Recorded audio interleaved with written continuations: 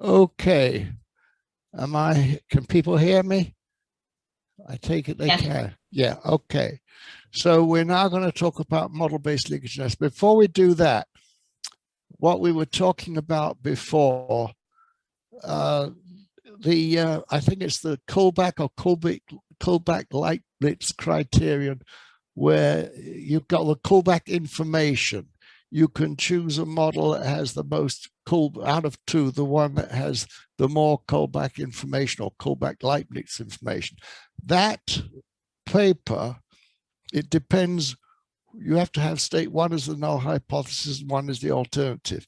The paper I want, if anybody can find it, made it symmetric. It was exactly the same, but somehow symmetric, and you did not, it was the same kind of information. You choose the one with more information, but you don't have to say which is the null hypothesis, which is the alternative. If anybody ever finds that paper, please let me know. Okay, all right. So now we go to model-based linkage analysis. Did you move or not? Yeah, multipoint likelihoods. Yeah. So multipoint likelihoods uses the joint information from two or more markers in a chromosomal region. It can be used to place a disease locus on an existing marker map. And each analysis assumes a particular locus or order. If you have your locus order wrong, something will go wrong. This increases the information at each point because it's multipoint, and it uses the information for other points along the chromosome to interpolate, get more information at the point you're looking at. And you must provide the genetic information model. Okay. So the MLOD program is this, and I can't remember where we switch. Do I go on for a bit? You can go a little bit, that's fine. All right, let me see. So the MLOD demo. So what we're going to look at, the asthma data set, we're going to try the options trait marker equals asthma, and all other options are left at default. So we create a trait locus description file for a simple recessive trait. I use asthma as the trait, 0 unaffected, 1 affected. Allele 1 is associated with disease. And in this particular example, we're going to assume a 5% prevalence of the susceptibility allele, that's at the top line under asthma, a 98% penetrance for 1-1 homozygotes, and 3% genotype-specific sporadic rate, as you can see at the bottom. There it is. And notice in every column must sum to 1, because every person must be unaffected or affected. This is where you take over? Yes. Yes. Excuse me. I will talk about a bit. So since the most of the time it's we know now how to actually start a program within S.A.G.E. So I will just start from right here, which that we already populated with all the input file that we needed to actually run MLOD. Okay. So in this case, what we want to do is, since we want to use the trait, which is a binary trait in our data file, and that's what it says in here in parameter file, what we need to do to make it as a trait locus, so that we can actually map between the trait locus description file we just saw with this data file. So we actually have to edit the parameter file. So by double clicking, you do get this parameter file window right there, parameter files right there. So in here, you can see that we have the options to actually modify right here by clicking this one. We can modify this parameter file right within GUI. Okay, then after we open that on, click the edit button, then we actually have to change what it says as a trait to actually type of a variable to the trait marker.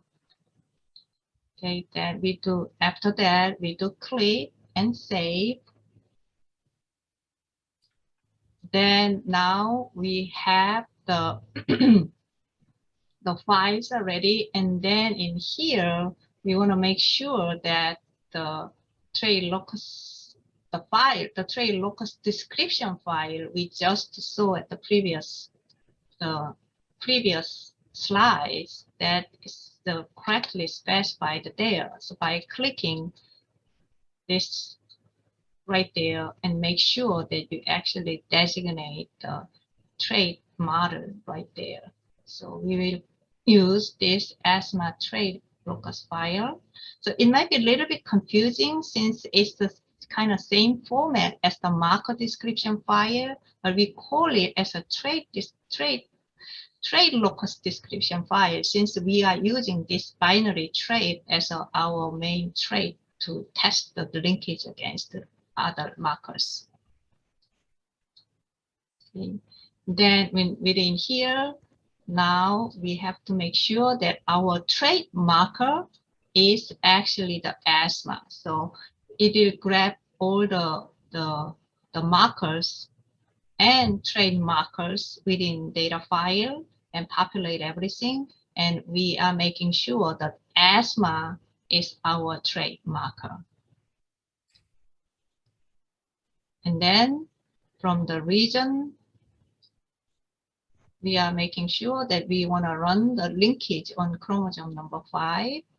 Okay, max size, depending on the system that we are using, we can change it to up to like a more bigger numbers. By default, it will just populate 18 there. Okay, then once it's ready, then we can say just to run it. And since this is the MLA, the multipoint, just like we had the multipoint IVD analysis, you have the options to scan the markers only or the intervals together with the scan type. Okay, then this is the output file that we get from the MLAT. Okay, so first of all, it tells you at the top, the region specified in the subblock, you're going to call it chromosome 5-3. And then you see on the right hand, you see the position. Positions always start at 0, then you get intervals thereafter. And on the extreme right, you see marker informativity as a function of the number of bits in each inheritance factor pattern. Where that's low, that means you don't have too much information. You can see the last one in that column is only 0.4 for some reason. Okay, now if we look at the detailed file, what you have is you see the results for each family individually. Okay, and now, so that's fairly easy. And now we're going to go on to from linkage to association. And I'm going to talk about the transmission disequilibrium test, TDT. And let me talk about the transmission disequilibrium test first, and then we'll talk about the program that we have. The purpose of the TDT is to detect linkage in the presence of allelic association or association in the presence of linkage. You have to have both present. So the null hypothesis is this, where delta is a association parameter and theta is the recombination fraction. So this is 0 either if delta is 0 or if theta equals 1/2. That is, there is free the recombination fraction of 1/2, or you've got completely lack of linkage. So in practice, what do? We can use a have a genome scan with a dense map to detect linkage. We can do fine mapping to detect disequilibrium. And the allelic association is the population association between alleles at two different loci, such as between a disease allele and a marker allele. When the association is due to linkage, it is linkage disequilibrium, i.e. a particular marker allele or alleles occur on the disease chromosome more often than expected by chance. That, I hope that reference explains that very clearly. I mean, it's a long time since I wrote it, but my idea was to clarify for everybody the difference between linkage and association and this TDT test. So what are the causes of allelic association? Well, it could be tight linkage. That's wonderful. Imagine you have a number of generations ago, a normal allele, little d, mutated to a disease allele, capital D, on a particular chromosome on which the allele at the marker locus was M1. So it looks like that. You have this mutation, and this chromosome, the one on the right, is passed down through the generations, and now there are many copies of it. So if the genetic distance between D and M1 is small, recombinations are unlikely, so most D chromosomes carry M1. So this is the type of allelic association we are interested in. Now you have to worry, I talked about this, I think on day one, I can't remember. I think it was day one, population structure. You have to worry about that. There may be admixture, there may be assortative mating. And this type of allelic association is a nuisance. There are several solutions. The first solution, you use a homogeneous population. The second solution is to use the TDT, which detects allelic association only when linkage is present, but the association need not indicate tight linkage. There is linkage, but not necessarily tight linkage. Now you've got to understand the TDT assumes independent transmissions. If you don't have independent transmissions, that is inappropriate. So here's the theory. We assume the disease locus has two alleles, capital D and little t. The marker locus has two alleles, M1 and M2. And let us suppose we have a sample of affected offspring and their parents. So look at this example. You can see in this example that you have two parents, father's M2, M2, the mother's M1, M2, and the child is M1, M2. Now we're going to ignore the affection status of parents. All we want to know is what is transmitted. So the idea is to compare the distribution of alleles transmitted to the affected offspring to those not transmitted to the affected offspring. That's the idea. Look at this example. In this example, you can see that the father transmitted M2 and he also did not transmit M2. So that's not informative. On the other hand, the mother transmitted M1 and did not transmit her M2 because we know the M2 and the offspring came from the father. So that is informative. You've got one, you've got a mother transmitted M1 and did not transmit M2. That is an informative person down there. Therefore, only heterozygous parents are informative. That's what you have to realize. This setup can be viewed as a matched case control study. The cases are transmitted alleles and the controls are non-transmitted alleles. So the use of family-based controls solves some of the population stratification problems that arise when choosing a control group. So Supposing we have from a sample of such families, a sample, and we construct the following table. We have the transmitted allele and the non-transmitted allele. Each can be M1 or M2. If both M1s are transmitted, that goes into that little A. If the M2, if both are non-transmitted, or if that's sorry, but if both are transmitted, they go to little d. But you see, the heterozygote can transmit either a B or a C. They go into you see those off-diagonal cells, B and C. So the A, B, C, and D are counts of the numbers of parents falling into each cell. The A and the D are from homozygotes, from those parents, and can be ignored. The B and C are from heterozygous parents and can be used to determine if one of the alleles, M1 or M2, is preferentially transmitted to an affected offspring. That's the whole idea. All right.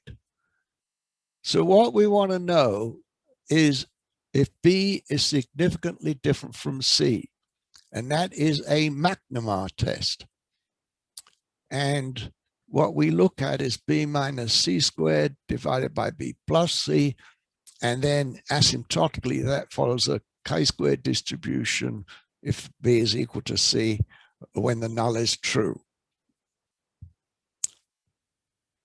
So what you have to realize now is you could have K alleles, a multi-allelic marker. So look at this table. You have non-transmitted alleles and transmitted alleles. And you're asking the question whether, for example, N21 is equal to N12 and maybe NK2 is equal to N2K. You want to know if those off diagonals on both sides of the diagonal are equal. And if they were all equal, if you're testing if they're all equal, that would be called a complete symmetry test. Now, on the other hand, you could also test whether the marginals are equal. Is the row total N1 dot the same as the column total N1 dot? Is the row total M2 dot, N2 dot for M2 the same as for N dot 2, and so on? So this is using what's called the marginal. So you can either be testing complete symmetry or just the marginal. The whole point is that the opposite cells are outcomes from heterozygous parents with genotype MIMJ.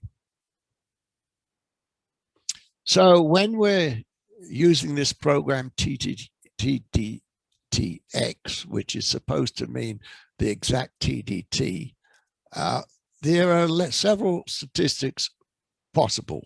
One is you may test in complete symmetry, all those above the diagonal equal to the corresponding one below the diagonal. You may be asking for the exact complete symmetry, TCS, complete symmetry, estimated from the permutation distribution, rather than assuming a chi-squared. So you can also test it asymptotic, which will be some kind of chi-squared. You can also look at the marginal heterogeneity, TMH, and that is just looking at the marginals. And this gives you exact p-values estimated from the permutation distribution. And it also gives you the asymptotic marginal homogeneity test. The permutation options provide a standard error for the p-value. And what we do is the number of permutations are chosen such that the p-value is estimated within 20% of its true value with 95% confidence. I don't know whether in this program or not you can change the 95% and 20%, but that is what we were talking about before. The width parameter is 0.2 and the confidence 0.95. I don't know whether you can in this program, but if you can, You can, but I'm not sure I suggest you just stick with the default values. So let's note, the tests of marginal homogeneity are usually, I would like to say, are much more powerful than the tests of complete symmetry for a simple disease model, e.g. when one marker allele is positively associated. And that's because you're doing fewer tests. You're just testing the margins. Whereas if you do the complete symmetry, you've got so much more to test that is usually less powerful. However, there are some complex models for which the tests of complete symmetry are much more powerful than tests of marginal homogeneity, in which case the exact complete symmetry tests are much more powerful than the asymptotic complete symmetry one. So at least one parent must be typed. If there's no parents typed, you can't possibly do this test at all. So consider a 2-allele marker comparing transmitted and untransmitted pairs of parental alleles. Rather than just one, we can look at pairs, i.e. treating the pair of alleles as one observation. This can be more powerful than testing each allele as an observation. And this is what's called the genotype table option. Rather than just alleles, we're looking at genotypes. So it can be much more powerful. Look at this example here. The transmitted genotype is M1, M2, and the non-transmitted genotype is M2, M2. So if you look at the table, we're having 3 possible genotypes. Those down the diagonal don't do anything, but this one, where there's a dot in the table, that goes into that cell.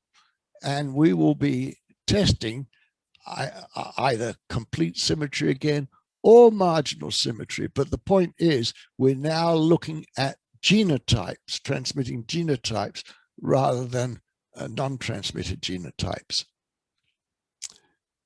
Then the other thing, you can have the affected SIB pair option treats the affected pair as the unit of analysis. It's the same as before, except it ignores heterozygous parents who transmit a different allele to each offspring, because we're looking at genotypes. Look at this picture here. Father transmits M2 to both offspring and does not transmit M2 to both offspring. That's not informative. The mother transmits M1 to both offspring, but does not transmit M2 to both offspring. And if we go on with some other examples, look at this particular case.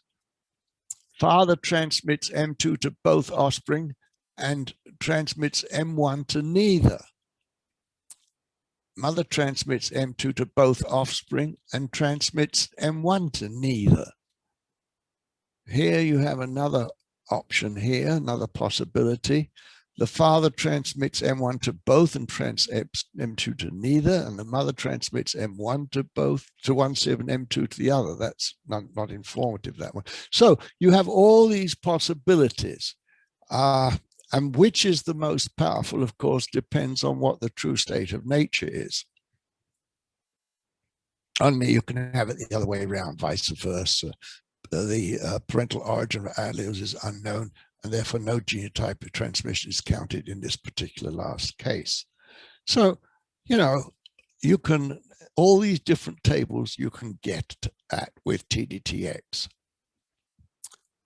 So let's consider, first of all, TDTX detects linkage in the presence of allelic association or allelic association in the presence of linkage. It performs exact and asymptotic tests. The test can be performed on one affected per family. That's the classical TDT. There's just one affected per family, family being a nuclear family. Or you may have more than one up to all those affected in a family. You may have one affected sibling pair, or you may have more than up to all affected sibling pairs in a family. All these are possibilities. And the best thing is, of course, is to always use the Monte Carlo method to get your p-value. Okay, here's the TDX program. I think this is where you take over. Am I right, Yunju? Yes. Okay. Okay, now we will do just a slide demo for the TDTEX program. This is the program, another program that you need the data file and the parameter file.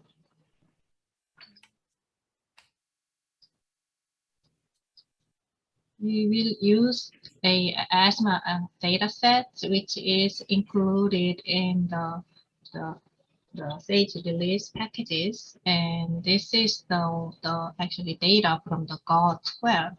And then you can actually see the Coxon and Abecassis 2001 paper. This one actually includes like a genome-wide scan of like 274 markers, okay, and this is the population-based study based on the Boston, Australia. Okay, the trait of interest, we have the binary trait, which is the asthma and the respiratory, the allergy. We will call it like a RESP-all, okay, and then we have a quantitative, the covariate value, the log of IgE, which is the measure of antibody. And we also have, that's the quantitative trait. And then we have like age as a covariate. And we do have like a genome scan microsatellite marker data.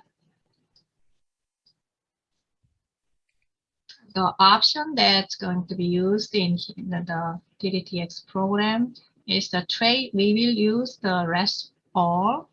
And then first example, we'll see like a couple of like a different TDTX example from here. And the first example is to set the maximum children set to unlimited.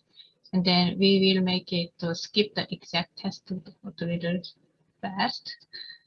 Then this is what you have once you populate start a TDTEX job by just like a drag and drop. In the analysis definition for the panel, first thing that we want to make sure is that the specify the marker and the trait, as we just saw that we will use the RESP-all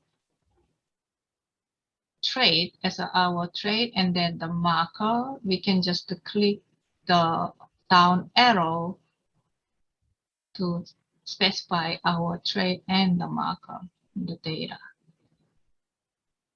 And then since we are choosing our maximum children set to be unlimited, in here we choose the unlimited.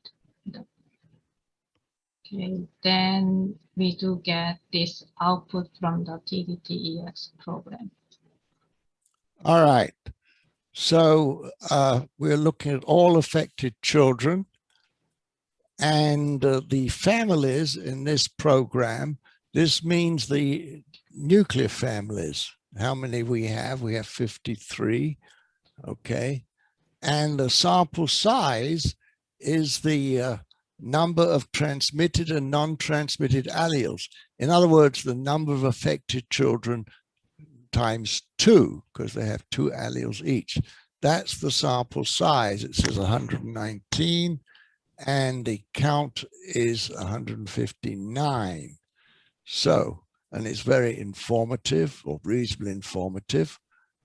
Now we look at the bottom and we have the exact marginal homogeneity test estimated from the permutation distribution. Not very significant, not very interesting, but that's what comes out. So if we go on with the TDTX program, we can look at asthma data, and our options are going to be this time the same trait, but dichotomized. We're going to say the max number of children is 1, and we'll skip the exact tests. So take over. Yes, just like the previous example, everything else is the same. Okay, we do have our marker, that was read in from the pedigree file, and then we just specify our trait, which is RESP all, which also read in from the pedigree file there. And then in this case, since we are setting our maximum children set to 1, what we want to do is click here and choose the number and then type in 1 right there. Okay. Then this is the output that we are getting it. Okay. In this case, we have asked for 1 child per family. That's the classical TDT if only one with only 1 family per pedigree. And we can see also the families here are the nuclear families as before, and the total sample size as before is the number is twice the number of affected children. And I think we have another example coming. Nobody's asking any questions. I don't know how knowledgeable you are about the TDT in particular, but notice, you know, the whole point is that you really want to, there's lots and lots of extensions which are available here, and they'll have, oh, I see a thing in the previous example. How did there get to be an odd number sample size? I don't know. Let's have a look at it. Let's have a look at it. Where did we have? No, the informative count is what has got to be even. The uninformative, well, that could be, that's a good question. There's another allele floating around. I don't know. I can't answer that question. But it's the informative count that matters, and that has to be an even number. I suppose there'll be a marker that's not fully typed. That's all I can think of. All right, let's go back. So let's see, we're going to look at some asthma data with the option, the respiratory allergy dichotomized. We're going to set the maximum number of SIB pairs to 1, set the max number of children to 0, and we're going to set all other options to the default value.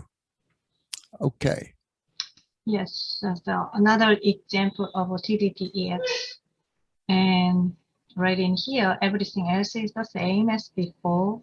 Now in this analysis panel, what we are doing is setting the maximum children to be the none, and then maximum sibling pair to be 1 right there, and which is actually reflected in the next output.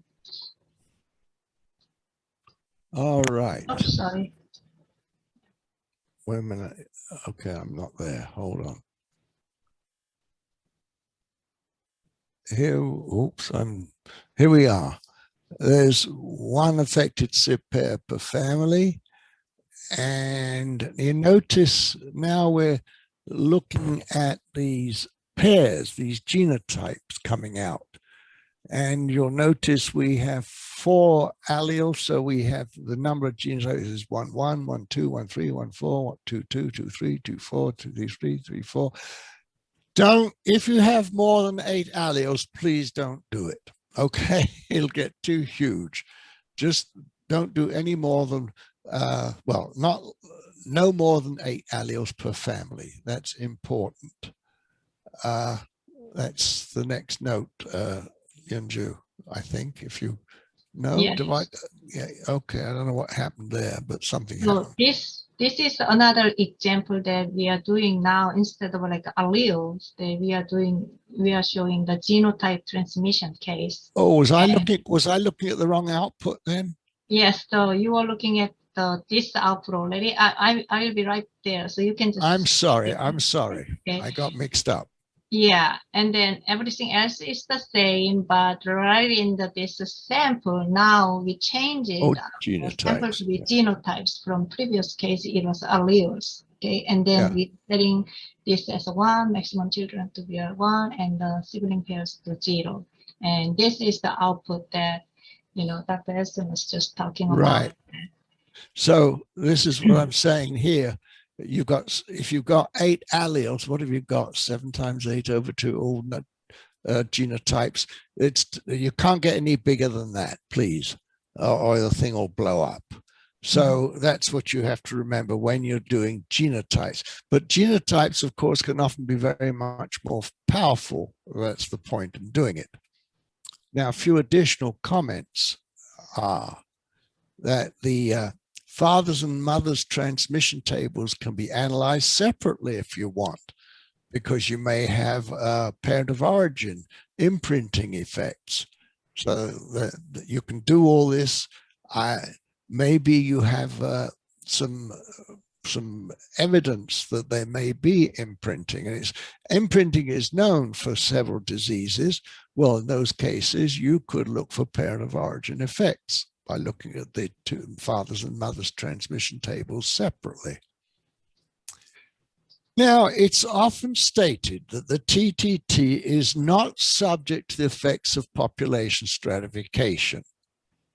This is only true in the sense that differing allele frequencies in the population do not induce false evidence of association in the absence of linkage. It's possible for the association of disease with different alleles in different populations could cancel each other out. So you could lose power if that were to happen.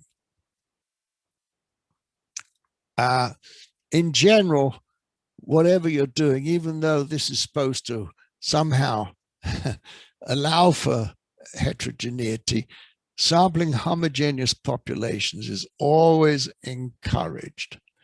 Now, I think we're probably way ahead of time. We've got some more OS. So if there are multiple SIBs in a SIB ship and you choose to analyze as individuals, all SIBs are treated as independent. And this is a valid test of linkage, but not of association. So remember that. We're already at the brief. We had very few questions. I don't know whether this is so simple or so difficult that nobody wants to ask questions. The TDT, let me tell you, there was a lot of discussion at the beginning. And I remember writing to Warren Ewens, telling him it was nothing other than McNemar's test. And he insisted it wasn't until he finally agreed it was. Now, whoops, it disappeared. I lost the chat. Let me try and get it again. Yeah, it's asking whether can you explain the differences between linkage and association signal? Oh, absolutely. Absolutely.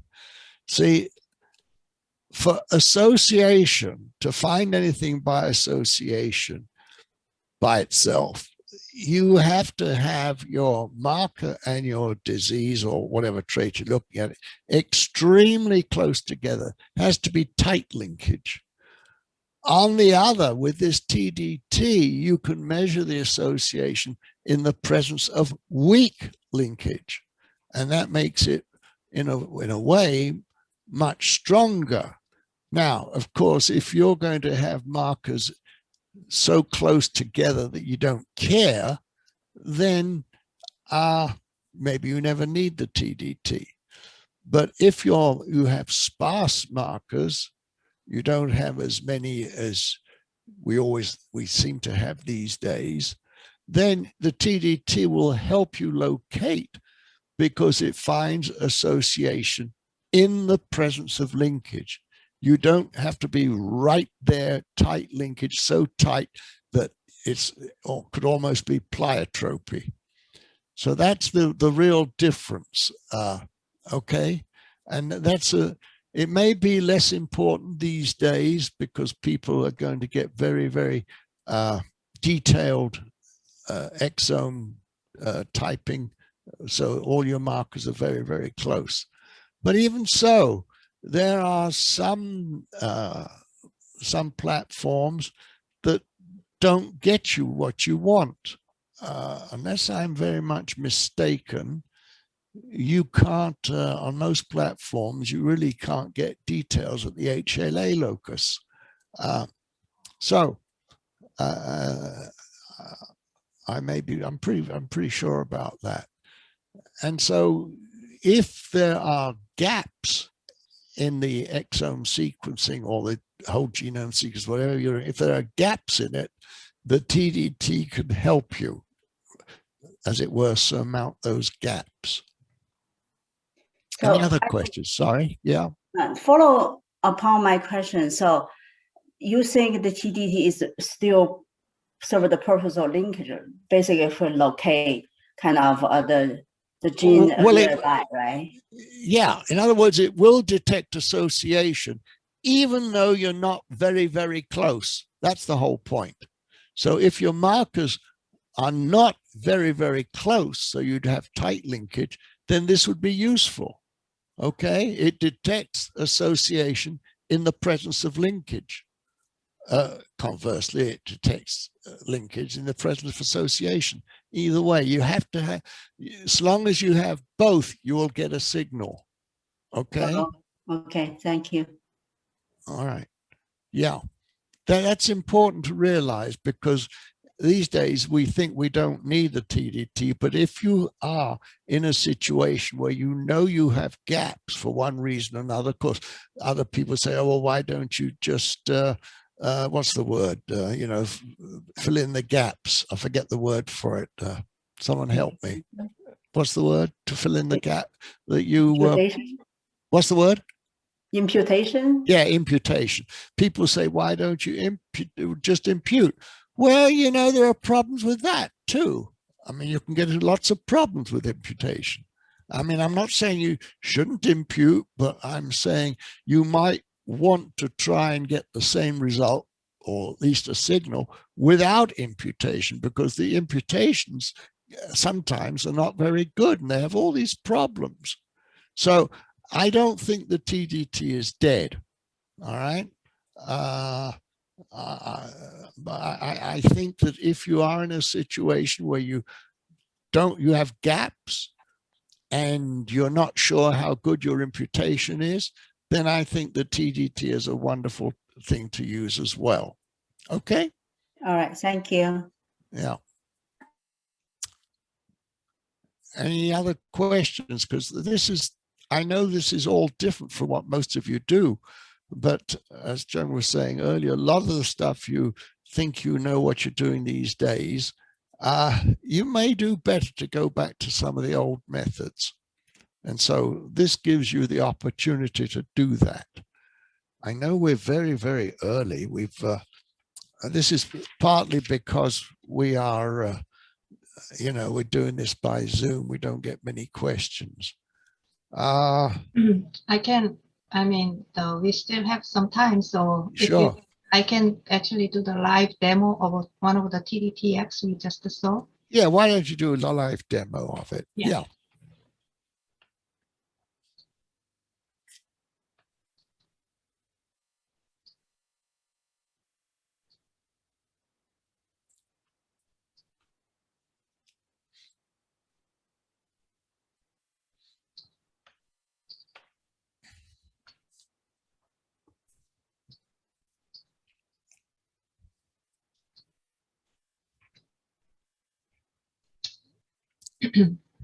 Now you see, then let's make another project.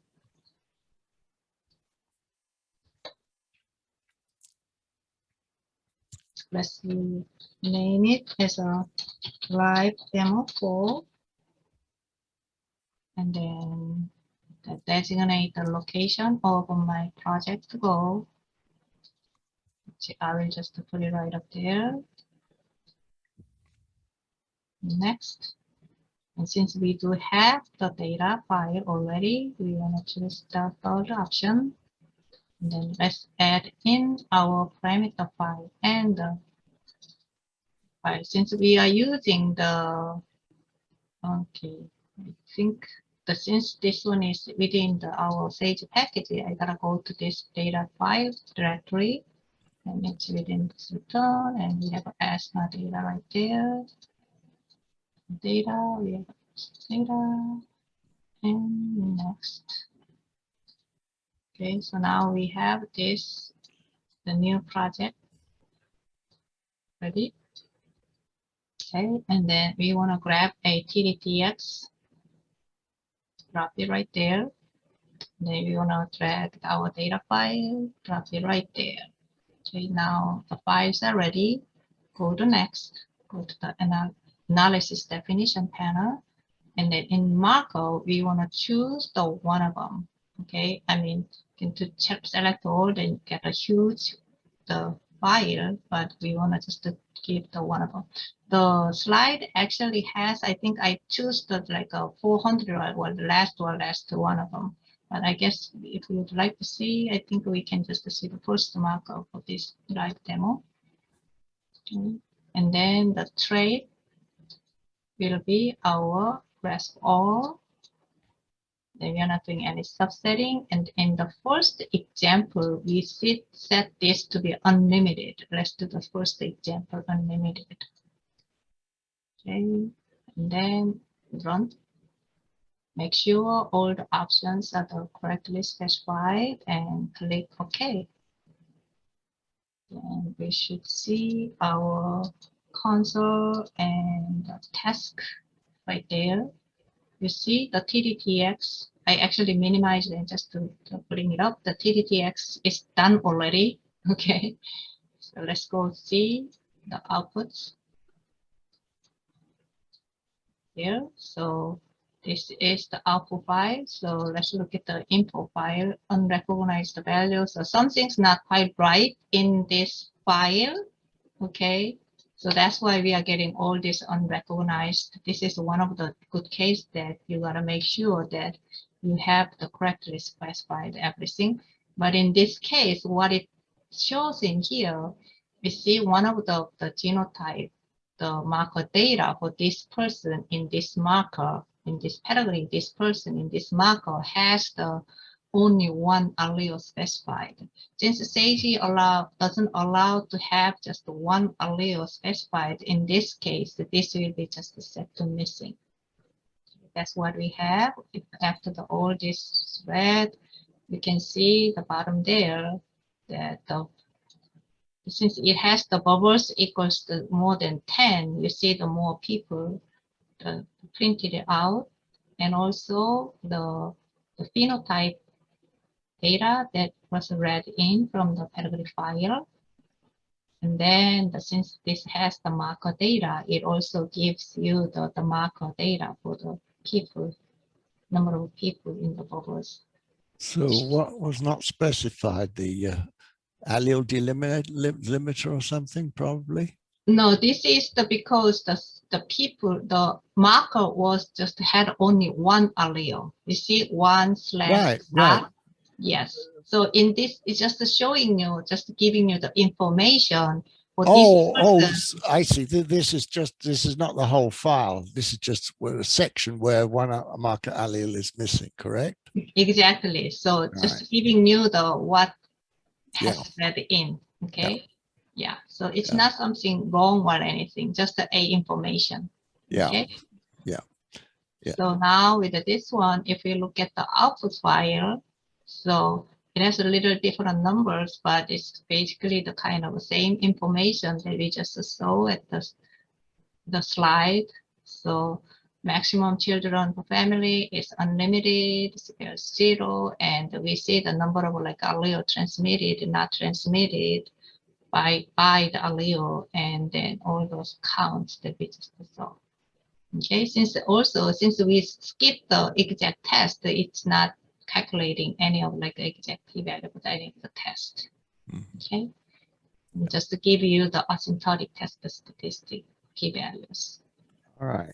Okay. So as we have time, I want to go back to what we were talking about this morning. I suppose it was this morning, about the individual specific penetrance. Let me tell you what that is, at least what we use, and then you can figure out what it should be called. Now, if you recall, the likelihood, first of all, you put in the probability of a genotype or a transmission probability. You have to use probably for the founders, you have to have the genotype, the original allele frequencies, and you have to know, for example, they're in Heidi-Weinberg equilibrium. For the non-founders, you had to have a transmission probability. And then you put in the probability of the phenotype given the genotype. And then to get the likelihood, you sum over all possible genotypes and over all possible phenotypes. All right, you remember that double summation? And and if you had the polygenic bit, you'd have to do a lot of integration as well. All right, so have that in mind. And then if you want to know, based on these data, what is the probability that an individual, say, let's say you have two phenotypes, affected and unaffected, you'll calculate that likelihood for all affected individuals. You'll also calculate it for all unaffected individuals, summing over everything else. So you'll have one, so you'll have it where for phenotype specific, and then you'll divide the total of these two, which is the total likelihood. You're dividing by that. You put in the that'd be a denominator. That would be the thing you divide by. And what you'd put, if you want to know what's the probability of being affected, you would, for any one individual, you put that in, you'd basically say, well, for the whole pedigree, you say, what's the probability of being affected? You'd have all those affected on top. For any one individual, you might ask, what's the probability of being affected given a genotype, right? So basically, if you have three genotypes, you would get those three likelihoods. This individual unaffected, each of three genotypes. And for each genotype, you'd put that likelihood divided by the sum of the three likelihoods. All right? So this is what you're doing. And this is all explained in the original Elston-Stewart paper, which you may or may not want to read. But what we are doing here is we're doing the same kind of thing. But what we are saying is we're picking out individual likelihoods and dividing them of a particular kind, and then dividing by the sum. And so for an individual, you might want to know, for an individual, is this individual, what's the probability this individual has genotype, say 1-1? So you calculate the likelihood summing over everything for 1-1, everything for 1-2, everything for 2-2, and you put the 1-1 divided by the sum. Right? Now you can also say, well, what's the probability of being affected and 1-1, affected and 1-2, and affected and 2-2? And then you can basically take one of them and divide it by the sum. And that will tell you what is the probability of being affected given you have that genotype, all right, from this pedigree data. That's what we're doing. We're dividing a likelihood by the sum of appropriate likelihoods. And we're calling that, probably miscalling that, the individual penetrance, if you like, for that. It's the probability for that individual. You can calculate it for each individual. You can calculate that. And for each individual separate, remember, you're summing over in the total likelihood, you're summing over individuals, you're summing over genotypes. So you can pick the three for the three different genotypes for one individual and take the likelihood of for that particular individual and its particular genotype divided by the likelihood for that individual and each of the other two individuals, and divide up. So that's what we mean.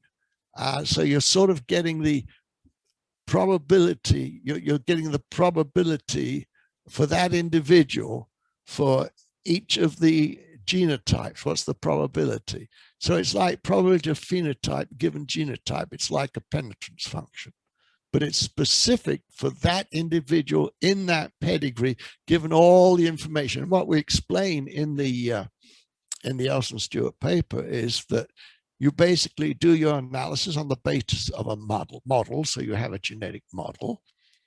And furthermore, you substitute all the maximum likelihood estimates for the unknown parameters. That's another thing you do. And then you go ahead and do that. Calculate all these different likelihoods and sum the one, take one divided by the sum of the three for the three different genotypes, if you want, for each individual. And there sometimes you have problems. I think that's mentioned in the paper, but that's basically what we're doing. What we should call that thing, I don't know. We call it the individual penetrance function, and I'm not sure it's prediction really, but it's basically saying on the basis of that genetic model, substituting maximum likelihood estimates for all the unknown parameters, we're picking out for each individual, let's say 3 likelihoods, and we're dividing the one for, say, for 3 likelihoods for, say, 3 genotypes, picking one genotype and asking, well, what is it for that genotype divided by the sum of the 3 genotypes? That's what we're doing. Now I'll leave it to somebody else to tell me what I should call that. But is that clear to everybody what we are doing, even though it's not it's not really predicting, it's sort of saying, given all the information, what would be, and if we assumed that particular individual had that genotype and that phenotype, what would that likelihood be divided by, for that individual, the sum of all the same individual, the sum of all the genotypes.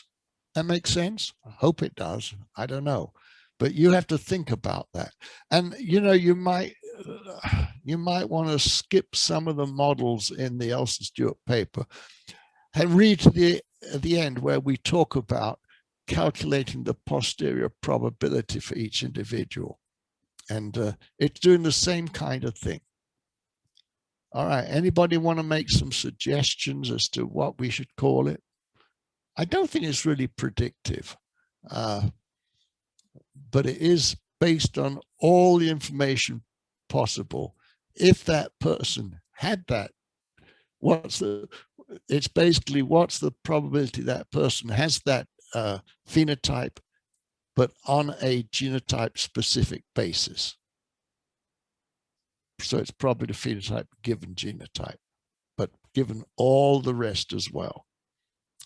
Okay, now we're still pretty early, but any other questions, or does anybody want to talk more about that? I'm open. Otherwise, we'll just have to go away and drink some coffee or something.